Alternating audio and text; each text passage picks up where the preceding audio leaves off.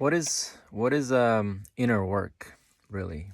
What is A lot of people don't really understand the concept of what inner work really is, and that's because they don't understand what it might bring in your life. That's why they never really approach inner work. They don't really become curious about what inner work really is. It's almost like I'll use an extreme example of rocket science, right? A lot of people would consider rocket science to be very complicated topic, right? It's a subject of such intense thinking that it's far beyond anything that they could ever possibly do, and it's gonna require an immense amount of time for them to conceptualize what rocket science really is, and hence they don't even consider undertaking that process of learning about rocket science. Same with inner work when and even oftentimes a lot of people are scared of what they don't really understand, such as, I mean, topics such as death, right? Topics such as physics and inner work. People avoid because they don't really understand. They don't really understand what they gain from it. Why would I need to know rocket science, right? What am I gaining from it? Why do I need to know about physics, right? What am I gaining from it? Why do I need to do inner work, right? What is my benefit from it? I'll try to explain what inner work kind of is, at least to me, what it means to me, and what it has brought in my life.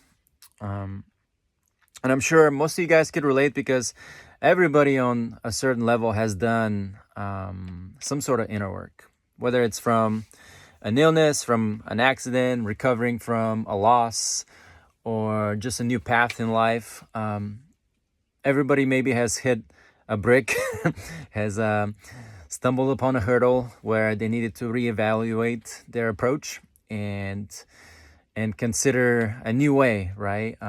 Something isn't going right in your life where you feel stuck and you start thinking about new ways to reinvent yourself, right? A lot of people say, well, I tried everything and I still failed, so I got to go back to the drawing board. And that is a form of inner work. You have to go back to the drawing board in order to reinvent the way you do things, the way you see things, the way you feel things, right? The way you get emotionally attached to things, the way you become energetically dependent on things, right? And that is what the inner work really is. It's you develop yourself enough in a way that you equip yourself with abilities to handle things and problems and challenges in your life in a much more efficient way, much more practical and easier way. It's almost like life begins to feel easy and feel more in tune and in alignment. So inner work is something that requires resources. So basically, what do I need to do to reinvent myself, right? Am I gonna have to learn a course? Am I gonna have to learn a new skill? Am I gonna have to acquire like a physical capability to do something? What is that? What is that thing that I need in order for me to equip myself better, right? And oftentimes we pay for those things, whether that is time that I spent training myself on something that I know. And if I don't know what that something is, maybe I hire a coach to teach me that, right? So maybe I seek out help to help guide me through the process of learning that new thing that's gonna help me tackle life in a better way, right? In a more gracious way. So whether that is time or money or effort, whatever the commodity I'm exchanging, it's gonna require some sacrifice on my part, right? And a lot of people don't realize that inner work is something that we have to do ourselves. So basically, this is one of the things that is so against traditional thinking. A lot of people have that direct linear exchange. When they pay for something, they expect to be giving something. When I pay for somebody to do work for me, I pay for their time, right? So I am paying, or their work, right? Whatever they do. So I see a direct exchange between what I give my money to, or what I give my time to, in exchange for the work that I receive, right? So but the truth with inner work is it doesn't work like that. It's beyond the conventional thinking of I pay for something and I get this in exchange. Inner work is more like, what am I paying for? What type of work am I paying for? And the type of work is something that I actually do myself. So why would I pay for some work that I do myself? Why would I spend time to do work on myself where I don't really understand what I'm gaining from the whole process? So it's really a waste of time. It's really a waste of time for me to do inner work because I don't understand what I gain in that process, in that wasted time. And it's not really clearly a linear exchange where a conventional exchange is I give you money and you give me that, or I give you my time and you give me money in exchange. So inner work is what do I have to pay for? So I have to pay for something, whether that is me spending my time or me physically hiring a coach where I pay him money, or whatever the exchange is. Sacrifice, right? That's still paying the price. I'm paying the price and I'm also doing the work. And if I don't understand what work I'm doing and why I'm doing it and what I'm gaining from it, I don't really approach the work whatsoever. I don't really reinvent myself because I don't understand why. And I keep tackling life the same way I know how, and I most likely keep getting the same results. So if you like the results you're getting, then obviously keep sticking to whatever works for you. Obviously you have figured it out and I'm really happy for you. That is really one of the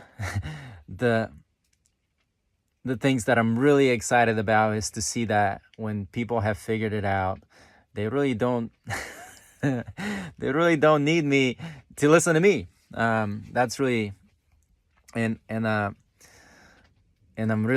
stoked. I'm stoked when I see people that have figured it out and that are moving through life with grace, and that tackle challenges with ease, and they're excited about life. They're actually motivated by challenges, and they only see challenges as a way to improve themselves even more on a higher level. So the way inner work, and how I began to understand it, was I didn't like how my life was. I didn't like how I was being treated. I didn't like the disrespect that I was receiving. I didn't like the relationships I was having. I was struggling with injuries when I was training. I was not having the success that I envisioned myself to have, despite of the hard work that I put in. And a lot of times I tried my best. I tried everything in my heart to do the right thing, to be good, and to win the battle. And I still lost. So then when that kept happening repetitively throughout my life, I began to realize that I needed to reinvent myself. So I'll give you a brute example of me competing in wrestling. I pretty much trained my butt off. I did everything I could physically to dominate, to win a match. And I was prepared. To what my belief allowed me to believe that I was prepared. And I still lost. And I still didn't achieve as much as I thought I would. And that's when I sat with the harsh truth that I really tried my hardest. I really tried everything that I possibly could. everything that I thought was necessary to win the battle, but I still lost. So even my best was not enough. even even my hardest struggles and all the sacrifices were not enough for me to win. And that's when I began to realize that I need to really sit down and look within, because I was seeking all the improvements on the outside. I needed to look within and reinvent myself, go back to the drawing board and see how I was approaching life. What were the patterns in my life that kept happening that I didn't like, that I didn't want to happen anymore? What were the relationships that were similar in a way that they showed me things that I made me feel down about myself, or maybe not believe in myself, or maybe feel like I wasn't enough as a man, or as a son, or as whatever your position is, right? So I really began to seek within me, and I wasn't really understanding why, but I've tried everything else. I've tried everything else that when I saw this topic about inner work, and I was almost in a place where that was really my only option. That's really one of those things that I hadn't really tried up until that point. And when I began to approach it, I did not understand why or what I was gonna gain from it. Sometimes friendly kind of help guided me on the path to inner growth. Sometimes I had to pay for the experiences. Sometimes I had to hire somebody to show me maybe something that I didn't know. I had to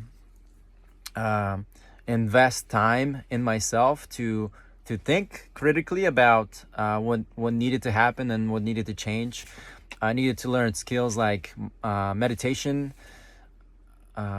pretty much investing in myself, basically investing in myself, like the same way I would invest in someone to do work for me. The same way, that was one of those things that was lacking in my life. I invested my time and energy in everything else around me, like the people that I work with, or the companies that I was hired by, or a lot of outside investment on my part, but I never really thought about investing in myself because I didn't understand what I would gain by investing in myself, whether that is time or money or effort or sacrifice.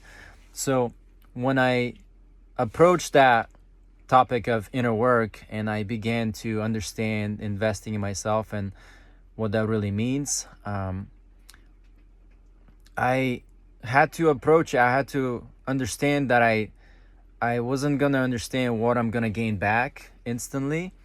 It was more like I needed to get on the path and give it a try and really be genuine about trying it, and not have the mentality of, oh, I'm investing this time in myself, thus I must gain this and that and that. So I didn't know what that exchange was going to be until until the inner work presented glimpses of the potential, the potential and the freedom that I was gaining from that inner work, and the clarity and the vision, and I didn't understand what tackling a fear of mine would potentially bring me on the other side, because sometimes the fear was so strong that I could not see what was on the other side. But now I understand that all those fears are illusions based in my mind that made the obstacle so big that I didn't really see what I would gain on the other side of that fear. And a lot of times we let these fears grow into something exponentially huge, right? And it gets harder and harder with time, with the older we get.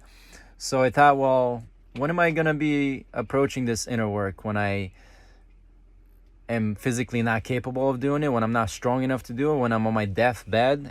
Is that when I'll be approaching this inner work? And usually my biggest realization of the need for me to do inner work was when I was at the top of my game. I was having money coming in. I was in Bali, living a luxurious life with a partner, the partner of my dreams. at that time, and I was surfing the best ways of my life. I did everything I wanted to do. I was eating the best food. I had a beautiful woman next to me. Money was coming in. Life was a dream, and I was on top of the world for a few months. I was on top of the world for a few months, and after a few months, I slowly began to again feel a sense of lack. I started to sink back in my depressive state. I started feeling like I was lacking energy, and I started feeling like I the taste for life was so bland again. And that's when I realized, well, I have everything that I thought there was something wrong with me. I thought what is wrong with me that I can't even enjoy all these beautiful things that I have now. And after going to a million water or a thousand waterfalls, I realized that they all look the same. They all all the waterfalls look the same, and I could post a photo online with a smile, and people would think that I'm happy, right? But in reality, all the insecurities, all my challenges, all my self doubts, all these voices inside my mind telling me that I was not enough, that I was lacking love, all these demons or all these monsters lurking inside my consciousness. Were always with me.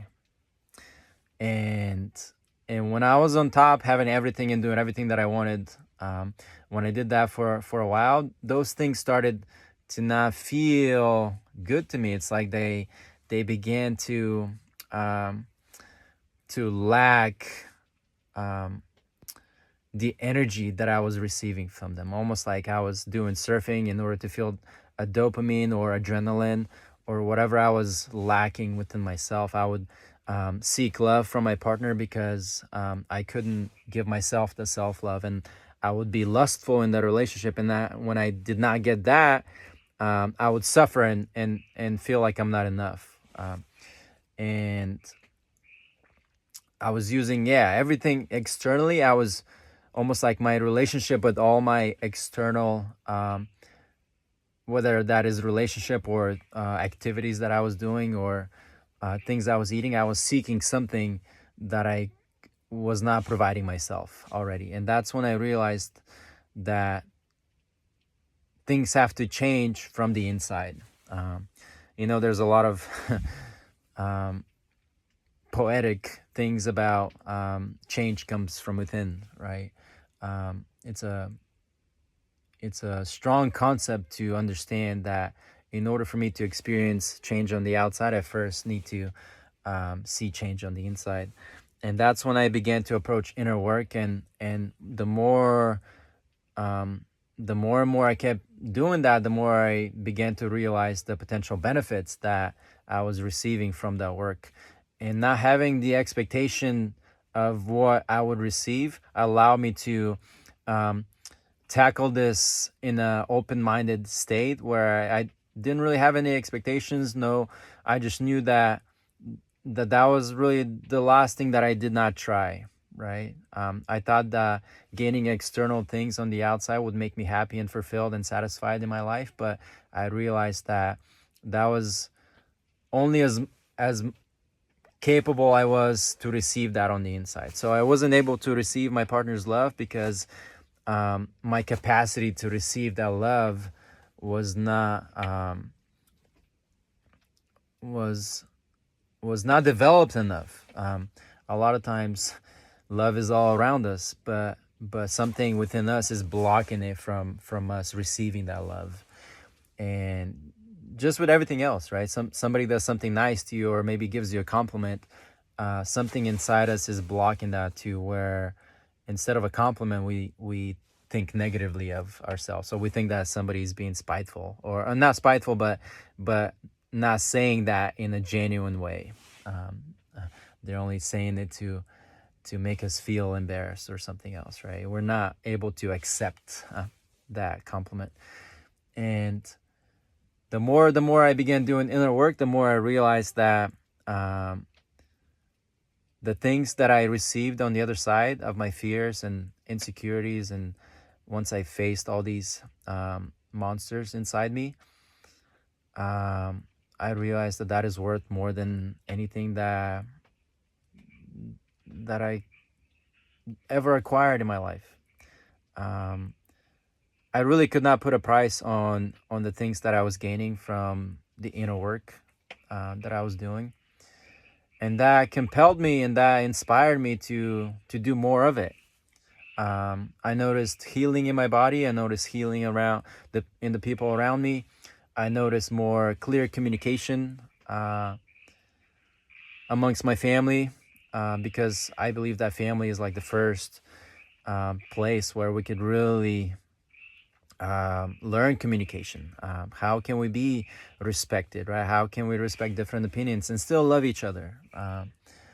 So family is really the most challenging place for me to learn how to be an effective communicator. And once I approach that challenge, and once I overcome that challenge, then I could really communicate with the rest of the world. If I cannot communicate with my family and be understood and be respected and be valued within my family, then I most likely will not be able to communicate out in the world. So I understood that family is really the first thing, the first gateway to where I need to develop those skills in order for me to feel safe and to have the love and all these things, right, that we seek as people in order to feel safe, to develop ourselves. And then once we do that, we can go out in the world and tackle the world really with full force, especially as a man, right? When I go home, I want to be able to drop my shield and fully be embraced by my female, right, by my feminine. And when I go out in the world, that's when I could carry the shield as a man and tackle any obstacle and any challenges or any things thrown my way. But I couldn't realize that at the time. I thought that I needed to just do everything for my woman and sacrifice myself and continuously keep compromising in order for her to be happy. You know, they say happy wife, happy life. But if my wife is really immature and really acting like a little girl and I still try to make her feel happy, that only brings me down and that only sucks energy out of my